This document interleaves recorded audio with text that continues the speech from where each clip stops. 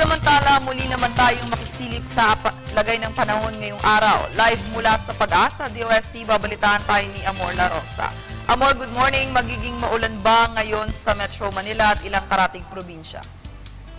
Yes, good morning, President. Good morning, Pilipinas. Ito na po ang data sa lagay ng ating panahon.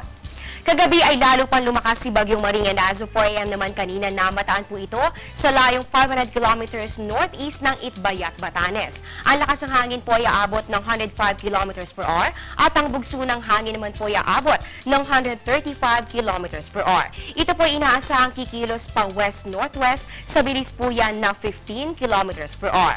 Habang nasa par pa rin natin ang Bagyong Maring, inaasahan na patuloy na palalakasin ito ang ating hanging habagat o yung southwest monsoon na makakaapekto partikular na nga dito sa Luzon at pati na rin sa Visayas. Ayon naman kay Mr. Manny Mendoza na weather forecaster ng Pag-asa, kung mapanatili ni Bagyong Maring ang maaaring within this day o mamaya pong alas 2 ng hapon ay makalabas na ito ng ating area of responsibility. Pero habang nasa loob pa rin ng par si Maring sa araw na ito, dito po sa Metro Manila, Ilocos Region, pati na rin sa Central Luzon at dito rin po sa may Benguet at sa may Batanes and Babuyan Group of Islands at sa Calabar Zone, makakaranas pa rin po kayo ng monsoon rains. At dahil monsoon rains pa rin yan, ito po ay dulot pa rin ng habagat o southwest monsoon, asahan ang posibilidad ng mga pagbaha o pagguho ng lupa, kaya doble ingat para sa ating mga kababayan. Para naman sa natitirang bahagi ng Luzon at pati na rin dito sa rehiyon ng Caraga at pati na rin ng Davao, magkakaroon naman ng maulap na kalangitan na may light to moderate rain showers and thunderstorms. Ang natitirang bahagi naman ng Mindanao ay magiging bahagyang maulap lang na meron lamang po mga pulo-pulo o isolated cases ng rain showers or thunderstorms. At eto mga kababayan, marahil marami sa atin ang nagtataka dahil ito mga nakarang linggo, kahit may bagyo dito sa ating par, ay hindi naman ganito kalakas ang epekto o impact nitong habagat.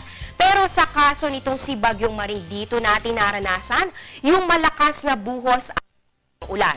Ayon kay Mr. Samuel Duran, weather forecaster ng Pag-asa, isang malaking factor na naging dahilan nito ay ang lokasyon o yung posisyon ng bagyo. Kapag po kasi nasa hilaga o itaas sa bahagi ang isang bagyo dito sa ating par, malakas po talaga yung hatak nito dito sa ating habagat o yung southwest monsoon, kaya maraming pag-ulan na rin ang naranasan, lalong-lalo na nga dito sa atin sa Luzon at maging sa Western Visayas. Patuloy po tayo mag-monitor sa mga babala at updates ng Pag-asa.